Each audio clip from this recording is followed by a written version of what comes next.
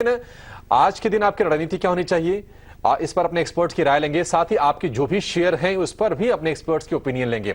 सवाल पूछने का पहले तरीका आपको बता देते हैं, बेहद सिंपल है। रोज की तरह फोन कीजिए हमारे फोन नंबर 9167329108 पर।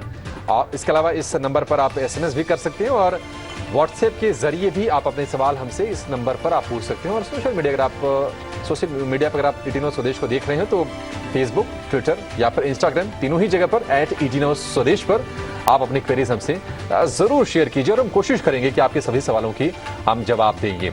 और आज आपकी मदद करने के लिए, आपको गाइड करने के लिए हमारे साथ हैं हमारे खास मेहमान, दिग्गज फंडामेंटल एक्सपर्ट और प्रॉफिट मार्ट सिक्योरिटीज के अविनाश गोरक्षकर और सेंट्रल ब्रोकिंग के नीलेश जैन। अविनाश जी और नीलेश जी, आप दोनों का बहुत शुक्रिया, स्वागत है ET9 स्वदेश पर। सबसे पहले नीलेश, आपसे समझना चाहेंगे, आज 4 दिनों की तेजी पर आज ब्रेक लगी है, 17,250 के आसपास का स्तर निफ्टी पर है। ये बताइए कि अभी और स्लिप करेगा, और अगर स्लिप करता है तो क्या एक बाइंग की कोशिश करनी चाहिए थोड़े लोअर लेवल्स पे? नमस्कार अभिषेक। देखिए, लगातार एक तरफा हम देख रहे थे, निफ्टी अपने सारे ही short term and long term moving averages के अब ऊपर ट्रेड हो रहा है, बट कहीं ना कहीं एक ओवरबॉट टेरिटरी जिसे हम कहते हैं वहां पे पहुंच चुका था। अगर आप मोमेंटम इंडिकेटर्स एंड ऑसिलेटर्स भी देखें तो RSI जो 76 के लेवल के आसपास पहुंच गया था और वहां से कहीं ना कहीं प्रॉफिट बुकिंग काफी समय से ड्यू है।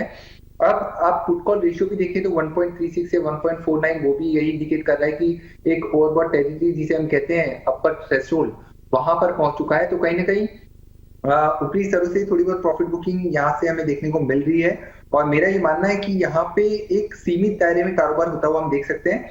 17,200 काफी स्ट्रॉन्ग सपोर्ट है, बिकॉज आप डेरिवेटिव डेटा भी देखें इस वीकली एक्सपायरी का, वो यही इंडिकेट कर रहा है कि 17,200 पे पुट एडिशन हमें देखने को मिल रहा है लगातार, और वहां पे कहीं ना कहीं एक मीनिंगफुल ओपन इंटरेस्ट बिल्डअप हो चुका है। तो उसके नीचे जब तक नहीं फिसलते हैं तब तक यहाँ पे 17,200 से लेके 17,300 ये एक 100 पॉइंट की रेंज हो सकती है। और आज के सेशन में मेरा ये मानना है कि इसी 100 पॉइंट ट्रेडिंग रेंज के अंदर हम ट्रेड होते हुए देख सकते हैं निफ्टी को। ऊपरी स्तर पर 17,300 के ऊपर अगर टिकता है तब वहां से हमें एक फ्रेश शॉर्ट कवरिंग ऊपरी स्तरों पर देखने को मिलेगी। उसके बाद 17,400 से 17,500 तक के भी लेवल ओपन होते हुए नजर आएंगे। और आप वॉलेटिलिटी इंडेक्स अगर आप वहां पे नजर डालें, लगातार दूसरे कंसेक्यूटिव सेशन एक अच्छा खासा उछाल हम देख रहे हैं, 18 के पास जाता हुआ नजर आ रहा है। तो ओवरऑल जो अंडरटोन है वो यही है कि आप ऊपरी स्तरों पर एक कॉशियस रखें। Stocks in sector specific action जो हमें ऐसा लग रहा है कि यहाँ से और कंटिन्यू होता हुआ नजर आएगा, तो फोकस करना चाहिए।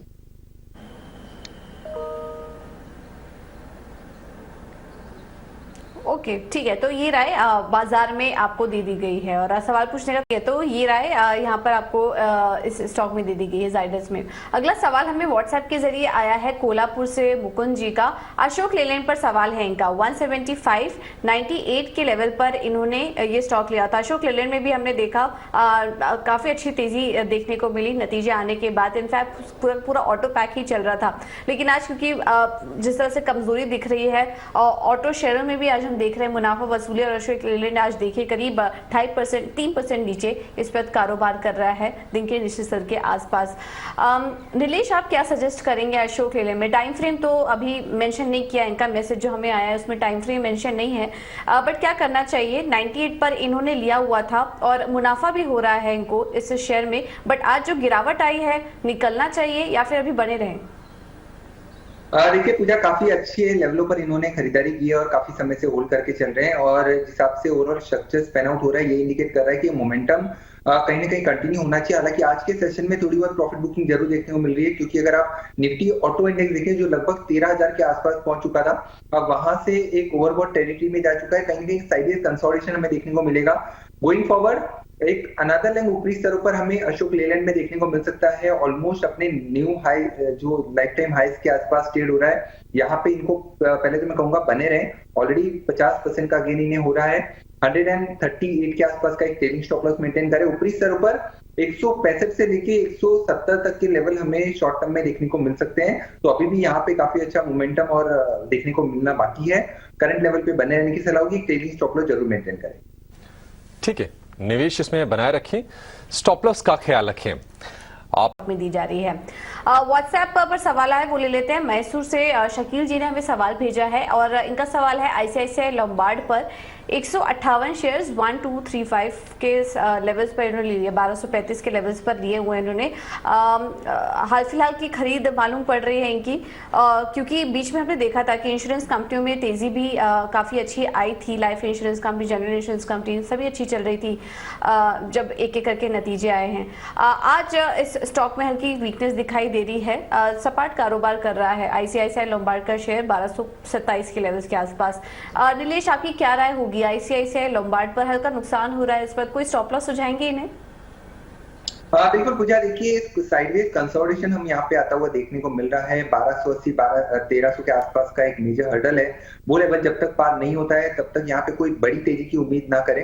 हालांकि करंट लेवल से एक पुल बैक जरूर यहाँ पे एक्सटेंड होता हुआ नजर आ सकता है। ऊपरी स्तरों पर देखें तो 1270 1280 तक का लेवल इन्हें ध्यान में रख के चलना होगा। निचले स्तरों पर 1195 का एक स्टॉप लॉस जरूर मेंटेन करें। तो करंट लेवल पे एक बार के लिए बने रह सकते हैं विद स्टॉप लॉस ऑफ 1195।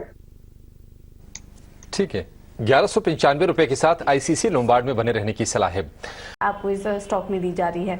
अगला सवाल हमें व्हाट्सएप के जरिए आया है। अविनाश कुमार जी का सेल है इनके पास, 1000 शेयर्स 115 पर इन्होंने लिया हुआ है। नुकसान हो रहा है इनको इस वक्त। अगर देखेंगे तो स्टॉक 70 के आसपास कारोबार कर रहा है, 76 के पास स्टॉक ट्रेड कर रहा है। नीलेश, आपकी क्या राय बन रही है सेल पर? स्टील अथॉरिटी ऑफ इंडिया क्या करना चाहिए स्टॉक में? नुकसान काफी हो चुका है इन्हें, बने रहने की राय देंगे या फिर होल्ड करना चाहिए? और स्टॉप लॉस भी इनको सुझाइए। देखिए Pooja, one of the weakest counter मैं कहूंगा फ्रॉम द मेटल्स बैग, जहां पे लगातार एक अंडर परफॉर्मेंस हमने देखा है काफी समय से। हालांकि अच्छी बात ये रही है कि अभी 65 के लेवल के आसपास कहीं ना कहीं सपोर्ट लेता हुआ नजर आ रहा है और एक higher top and higher bottom formation जैसे हम अप ट्रेंड कहते हैं वो रिज्यूम हो चुका है। अब यहाँ पे इमीडिएट बेसिस पे 80-85 लेवल तक तो हमें देखने को मिल सकते हैं। हालांकि इनकी खरीद काफी ऊपरी स्तरों की 115 तक के लेवल अभी शॉर्ट टर्म में मुझे नजर नहीं आते हैं। उसके लिए शायद इनको थोड़ा ज्यादा समय देना होगा। इमीडिएट बेसिस पे एक स्टॉप लॉस जरूर मेंटेन करें 72.5 रुपीस के आसपास का, और ऊपरी स्तरों पर 82 से लेके 85 तक की रेंज में ये काउंटर जाता हुआ नजर आ सकता है। अगर 85 के लेवल आते हैं तो वहां पे फिर से एक बार रिव्यू करने की सलाह होगी।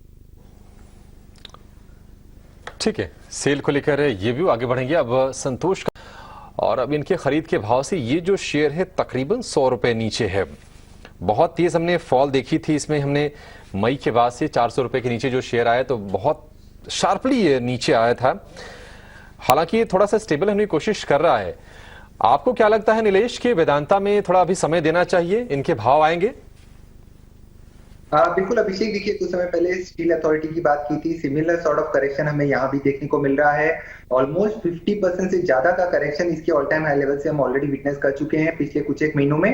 अब इन लेवलों पर देखिए रिस्क एंड रिवॉर्ड थोड़ा सा लॉन्ग साइड में अभी भी फेवरेबल है और एग्जिस्टिंग लॉन्ग को तो डेफिनेटली होल्ड करके चलना चाहिए क्योंकि काफी ऊपरी स्तरों की इनकी खरीद है। अब यहाँ पे खोने के लिए थोड़ा सा डाउन साइड मैं कहूंगा थोड़ी सी कैप्ट है। 220 के आसपास का काफी स्ट्रॉन्ग बेस बनता हुआ नजर आ रहा है। थोड़ा समय डेफिनेटली यहाँ पे देना होगा। हो सकता है 1 साल के आसपास तक का नजरिया रखें तो यहाँ पे फिर से ऊपर के लेवल्स हमें देखने को मिल सकते हैं। ऑन इमीडिएट बेसिस 270-280 तक का पुल बैक हमें एक्सपेक्ट करके चल सकते हैं शॉर्ट टर्म टाइम फ्रेम पे। एंड जैसे कि मैंने कहा 220 के आसपास का काफी अच्छा बेस फॉर्मेशन हुआ है। उन्हीं लेवलों के आसपास का स्टॉप लॉस मेंटेन करें। ओके, ठीक है। तो ये राय आपको HPCL और वेदांता दोनों ही स्टॉक में आपके दे दी गई है। अगला सवाल ले लेते हैं और ये हमें सुधीर जी ने भेजा है PNB पर। 1000 शेयर्स इन्होंने 3750 के भाव पर लिया हुआ था, 3750 के लेवल्स पर इन्होंने ये स्टॉक लिया हुआ है। इस वक्त 34 के आसपास कारोबार कर रहा है। 2% ऊपर ये स्टॉक धीरे धीरे अब ऊपर आ चुका है और दिन के ऊपरी स्तर के पास कारोबार कर रहा है। नीलेश, क्या सजेस्ट करेंगे? कुछ पहले की खरीद इनकी लग रही है, 37 के लेवल्स के आसपास दिया था। अब धीरे धीरे करके जैसे जैसे नतीजे आ रहे हैं और हाल फिलहाल में हमने देखा कि बैंकिंग शेयरों में अच्छी तेजी भी लौटी है। PNB में इनके लेवल्स भी अब देखने शुरू हो गए। नुकसान की जो भरपाई है वो काफी हद तक हो चुकी है इनकी। 34 के पास कारोबार कर रहा है। इनके जो लेवल्स है वो यहाँ पर कब तक देखने को मिलेंगे? देखिए पूजा, काफी समय से होल्ड कर रहे हैं। उसके बाद काफी अच्छा खासा करेक्शन भी हमें देखने को मिला। 28 रुपए तक का लो हमें यहाँ पे देखने को मिला था। हालांकि 28 पे काफी अच्छा डबल बॉटम फॉर्मेशन बना है। उसके ब्रेकआउट भी हम ऑलरेडी विटनेस कर चुके हैं और ये जो मोमेंटम हम देख रहे हैं ओवरऑल PSU बैंकिंग स्पेस में वो काफी अच्छा है और यहाँ से पीएनबी स्पेसिफिकली कंटिन्यू होगा, एटलीस्ट 35 टू 36 तक के लेवल्स हमें इमीडिएट बेसिस पे देखने को मिल सकते हैं। और ऊपरी स्तर पर अगर 37 तक के लेवल आ जाते हैं तो मेरी सलाह होगी कि यहाँ से एक बार के लिए निकल जाना ठीक होगा। और शिफ्ट करने के बाद काफी अच्छी इसी स्पेस में से अगर कोई प्रिफर्ड बेट होगी state bank of India followed by Canara bank and bank of Baroda. तो ये कुछ एक काउंटर है वो ज्यादा बेटर प्लेस नजर आते हैं कंपेयर टू पीएनबी। तो यहाँ पे अगर इनके खरीदारी के आसपास अगर स्टॉक में मूव आता है तो वहां पे एक बार फिर से रिव्यू करें और एग्जिट करें तो बेटर होगा। तो पीएनबी से एग्जिट करने की सलाह दे रहे हैं नीलेश। कुछ और बैंकों के नाम सुझाए हैं आपकी स्क्रीन पर, एसबीआई मसलन और केनरा बैंक। लेकिन अगला जो सवाल आया है वो भी बैंकिंग काउंटर को ही लेकर है। बैंक ऑफ बड़ौदा के बारे में अभी बैंकिंग स्टॉक्स पर सवाल आ रहा है, बैंक्स और एनबीएफसी स्पेस पर। विवेक जी का सवाल आया है, व्हाट्सएप क्वेरी है ये, और इनका आईडीएफसी फर्स्ट बैंक इन्होंने लिया हुआ है। 600 शेयर्स इन्होंने 66 के लेवल्स पर लिए हुए थे। नीलेश, काफी पहले की खरीद लग रही है इनकी, 66 के लेवल्स पर। ये लेवल काफी पहले दिखते थे, उसके बाद तो काफी समय से स्टॉक एक रेंज में ही कारोबार कर रहा है। लेकिन हाल फिलहाल में ये जो तेजी आई है शानदार, एक हफ्ते में ही करीब 20-21% की तेजी दिख गई है स्टॉक में। क्या लग रहा है इनके लेवल्स क्या जल्द देखने को मिलेंगे? 66 पर लिया हुआ था इन्होंने आईडीएफसी फर्स्ट बैंक। देखिए पूजा, नतीजे बहुत ही शानदार रहे थे और नतीजों के बाद काफी स्ट्रॉन्ग मूव हमने पिछले ट्रेडिंग सेशन में देखा था। और जिस हिसाब से ये काउंटर एक रिवर्सल के साइन दिखा रहा है, कहीं ना कहीं एक rounding bottom sort of formation यहाँ पे बनता हुआ नजर आ रहा है। हालांकि इनकी खरीद का मूल्य तो काफी ऊपरी स्तर होगा है, वहां तक के लेवल्स के लिए थोड़ा समय देना होगा। इमीडिएट बेसिस पे काउंटर एटलीस्ट 48 टू 50 तक के लेवल्स को छूता हुआ नजर आ सकता है। नेक्स्ट 1.5 मंथ में हमें 48 टू 50 तक के लेवल्स देखने को मिल सकते हैं। अब यहाँ पे हालांकि काफी अच्छा मूव हम ऑलरेडी विटनेस कर चुके हैं लास्ट 3 ट्रेडिंग सेशन में। तो यहाँ पे एक ट्रेडिंग स्टॉप लॉस जरूर मेंटेन करें जो कि लगभग 40 रुपीज के आसपास का निकल के आ रहा है। और थोड़ा सा अगर ये समय दे तो मैं ये जिस हिसाब से ओवरऑल स्ट्रक्चर स्पेन आउट हो रहा है वो ये इंडिकेट कर रहा है कि नेक्स्ट 6 टू 8 मंथ्स के अंदर अच्छा खासा मूव टुवर्ड्स 60 टू 70 तक का हमें देखने को मिल सकता है।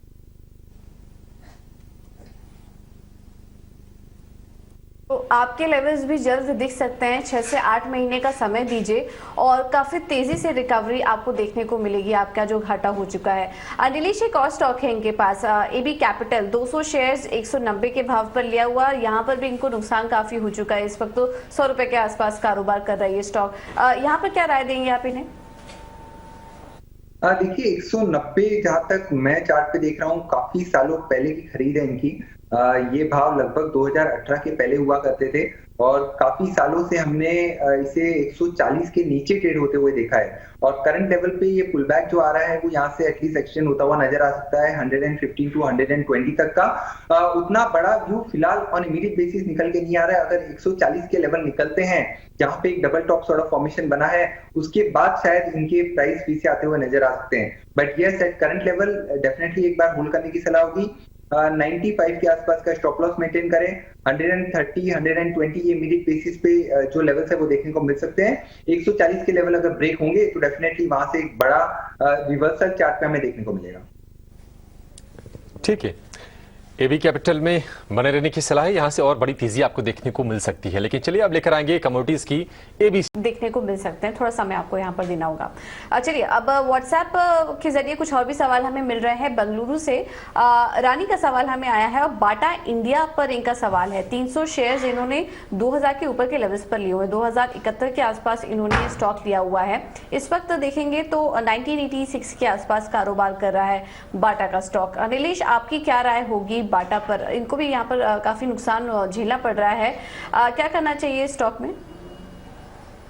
देखिए पूजा, चार्ट स्ट्रक्चर तो बेटर प्लेस नजर आ रहा है। एक फॉलिंग चैनल का ब्रेकआउट हमें भी देखने को मिला था कुछ समय पहले और मोमेंटम काफी अच्छा है जो कंटिन्यू हो सकता है। यहाँ से एटलीस्ट 2100 तक की अपसाइड यहाँ पे देखने को मिल सकती है।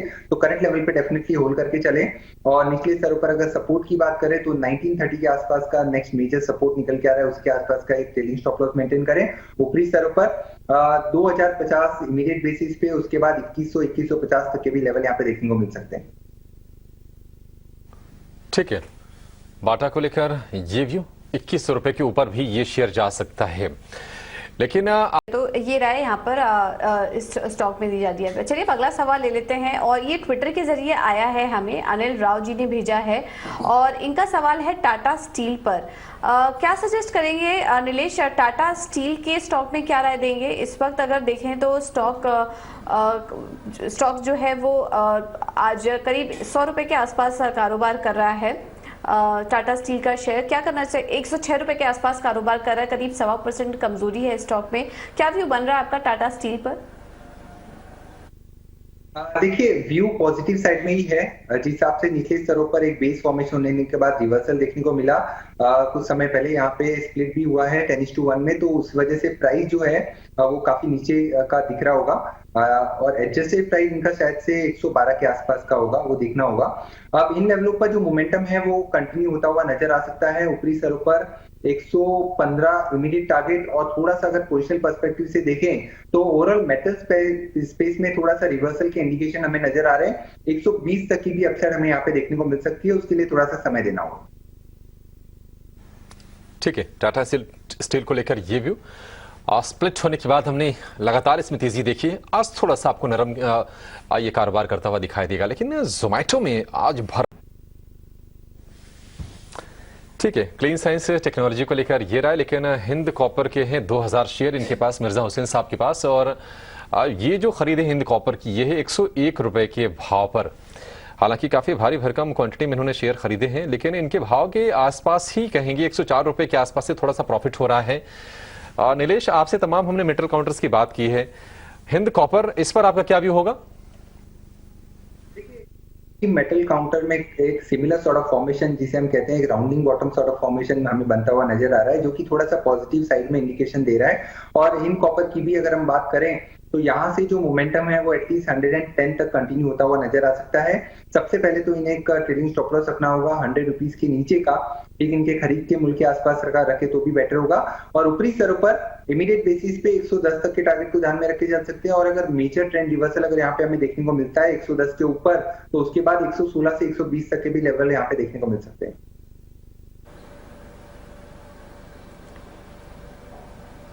ओके, ठीक है, तो ये राय आपको दोनों ही स्टॉक में दे दी गई है, क्लीन साइंस और हिंद कॉपर। अगला सवाल हमें फेसबुक के जरिए आया है जसवंत सिंह जी का, देहरादून से है ये, और इनका सवाल है बजाज फाइनेंस पर 10 शेयर्स 6620 के लेवल्स पर इन्होंने लिया हुआ है। काफी अच्छे लेवल पर इन्होंने एंट्री की और उसका क्लियरली इनको फायदा भी काफी मिला। हमने देखा हाल फिलहाल में बजाज फाइनेंस, बजाज फिनसर्व दोनों ही स्टॉक में काफी शानदार तेजी देखने को मिली शेयर विभाजन की खबरों के बाद, और उसके बाद नतीजे भी काफी अच्छे थे। उसके बाद पिछले एक हफ्ते का ही ट्रेंड देखे तो करीब 16-17% की तेजी स्टॉक में देखने को मिली है। इस वक्त भी करीब 7240 के आसपास कारोबार कर रहा है ये स्टॉक। नीलेश, आपसे सवाल होगा बजाज फाइनेंस भी क्या करना चाहिए? मुनाफा तो हो रहा है इनको और इनको भी मिल रहे हैं, अभी क्या करना चाहिए? मुनाफा लेकर निकल जाए या और तेजी के लिए रुक सकते हैं? देखिए, खरीदारी काफी निचले स्तरों की है, इसलिए मैं कहूंगा यहाँ पे एक बार के लिए रुक के चल सकते हैं, होल्ड कर सकते हैं अपनी पोजीशन को, और ट्रेडिंग स्टॉप लॉस का यूज जरूर करें जिससे जो मुनाफा हो रहा है वो यहाँ से इरोड ना हो। 7000 रुपीज के आसपास का ट्रेडिंग स्टॉप लॉस मेंटेन करें, और ऊपरी स्तरों पर अभी भी यहाँ से जगह नजर आती है, लगभग 7500 तक का मूव हमें यहाँ पे देखने को मिल सकता है। अगर 7500 के ऊपर अगर निकलेगा तो फिर से यहाँ पे नए लाइफ टाइम हाई के लेवल्स हमें बनते हुए देखने को मिल सकते हैं। तो ऊपरी स्तर पर अगर प्रॉफिट बुक करना है तो 7500 के आसपास एक बार के लिए मुनाफा बांध सकते हैं, और करंट लेवल पे बने रहने की सलाह होगी।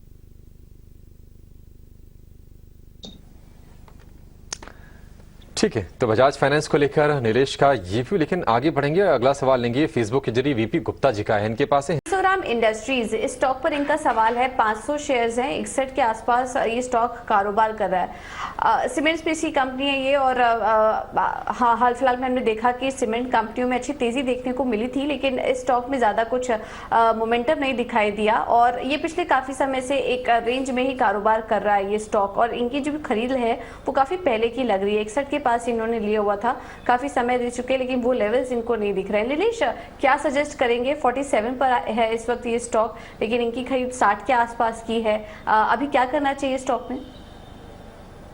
देखिए पूजा, क्लियर डाउन ट्रेंड यहाँ पे देखने को मिल रही है, लगातार एक lower top and lower bottom formation बनते हुए नजर आ रहे हैं, और ओवरऑल स्ट्रक्चर ये इंडिकेट कर रहा है कि अगर यहाँ पे कोई पुल बैक आता भी है तो वहां पे वीक वाली हावी होती नजर आएगी। इमीडिएट बेसिस पे अगर ये अपनी पोजीशन को होल्ड करके चलना चाहते हैं तो 45 रुपीज का स्टॉप लॉस जरूर मेंटेन करें, क्योंकि अगर 45 के लेवल्स ब्रीच होते हैं तो यहाँ पे लगभग 10% का फॉल हमें और देखने को मिल सकता है।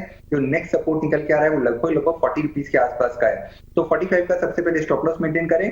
और रुपीज स्तरों पर अगर 50 के लेवल निकलते हैं तो पुल बैक थोड़ा सा एक्सटेंड होता हुआ नजर आ सकता है 55 तक का, वहां पर एक बार फिर से रिव्यू करें और जहां तक हो सके तो पुल बैक में एक बार के लिए एग्जिट करें तो बेटर होगा। अनलेस एंड अनटिल अगर इनका होराइजन थोड़ा लंबा है, अगर यहाँ पे समय दे सकते हैं तो एक बार के लिए ये बने रह सकते हैं, बस स्टॉप लॉस जरूर मेंटेन करें। तो राम इंडस्ट्रीज को लेकर ये व्यू, लेकिन अगला सवाल लेंगे विकास शेयर में।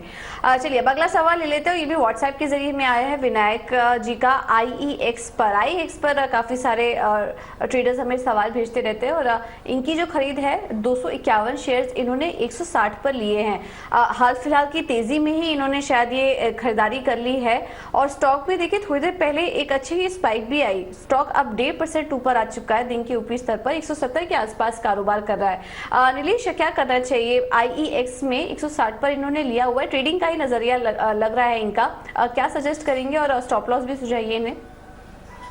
देखिए पूजा, बहुत ही बेहतरीन यहाँ पे स्ट्रक्चर निकल के आ रहा है, एक डबल बॉटम पैटर्न जिसे हम कहते हैं कॉपी बुक स्टाइल, वो बनता हुआ नजर आ रहा है। लगभग 150 के आसपास का सपोर्ट है और आज के सेशन में एक ब्रेकआउट भी हमें आता हुआ नजर आ रहा है। वो ये इंडिकेट कर रहा है कि ये मोमेंटम जो है एटलीस्ट 175 180 तक कंटिन्यू होना चाहिए और इमीडिएट बेसिस। थोड़ा सा समय दे तो यहाँ पे 200 तक के भी लेवल हमें देखने को मिल सकते हैं, तो करंट लेवल पे बिल्कुल बने रहे। और काफी अच्छी खरीद इन्होंने की है, अच्छे लेवल पे खरीदारी की है और खरीदारी के आसपास का ये ट्रेडिंग स्टॉप लॉस मेंटेन करें और इस मोमेंटम को राइड करने की सलाह होगी। इमीडिएट बेसिस पे 180 और उसके ऊपर 200 तक के लेवल हमें देखने को मिल सकते हैं। ठीक है, आईएक्स में 200 रुपए तक के लेवल देखने को मिल सकते हैं। अगले दर्शक का सवाल लेंगे, सिकंदर जी का सवाल है बंधन बैंक को लेकर, इनके पास है 60 शेयर 397 के भाव पर। अविनाश जी, बंधन नजर आ सकते हैं। चलिए अगला सवाल हमें भेजा है व्हाट्सएप के जरिए नीरज सिंह ने, दिलीप बिल्डकॉन पर सवाल है इनका।